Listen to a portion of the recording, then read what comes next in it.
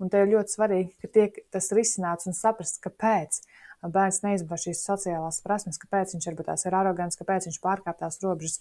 Un visbiežāk atbild ir tajā, ka bērns, tas ir pašvērtējuma jautājums, ka bērns nejūtas par sevi vērtīgs. Un lai bērns par sevi justos vērtīgs, bērnam augot un attīstoties, vispirms viņš iegūst to informāciju no citiem. Un tikai pēc tam viņš par sevi sāk domāt.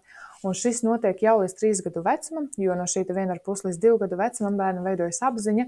Un tas, ko mēs bērnam sakam, ja mēs sakam, redz, kā tev forši nāc, redz, kā tu centies un mēģini, mēs viņam pasakam, kā tu esi spējīgs, un ja tev ir šķēršļi, tad tu ar to tiksi galā. Bet ja mēs bērnam sakam, ko tu vari tur vilkties, kā tu vari nesām pasties, kā tavam brālim sanāc, pasties, kā citi dara, ko tur var būt tās kā ņuņa, mēs bērnam pasakam tādā veidā, tu esi nespējīgs, tev nekas neizdodas, un tu esi vājš un tam līdzīgi. Un tad bērns par sevi jūtas arī slikti, un viņš nav atvērts mēģināt un censties.